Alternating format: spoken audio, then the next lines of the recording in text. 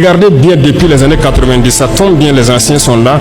Comment est-ce que l'armée était sous la Révolution équipée? Vous pouvez passer dans les camps et regarder les carcasses de blindés et autres qui étaient là.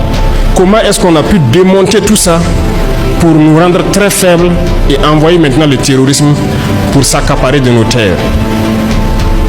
Comprenez ça, pour se développer, il faut une armée forte, il faut un système de sécurité fort. Et pour avoir ce système, ce n'est pas que la logistique, on a besoin d'être stable dans la tête. Et pour être stable dans la tête, il faut revoir la condition de vie donc des vaillants combattants que vous êtes. Nous sommes donc engagés sur ce processus-là pour que les conditions de vie des FDS puissent s'améliorer. Nous serons en tout cas fiers de pouvoir améliorer les conditions de vie et de travail de vous-même et de vos familles. Voilà pourquoi encore cette coopérative a été pensée, réfléchie. Et en plus de la coopérative, il y aura une phase encore qui concerne l'économie des armées. Parce que les civils aussi encouragent cela. Ils veulent vous voir en forme, ils veulent vous voir libérés dans la tête pour pouvoir les défendre. Sinon, ils ne cotiseraient pas pour qu'on puisse vous équiper.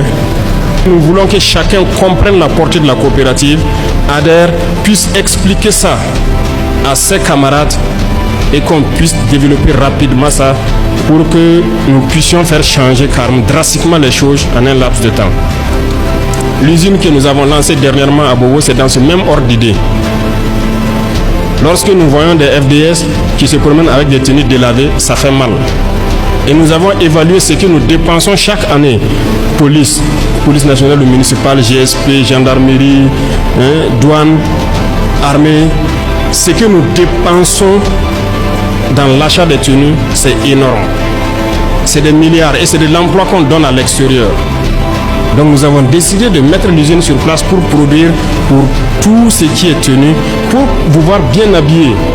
Donc la Comipec, c'est une étape, d'autres étapes viendront au fur et à mesure.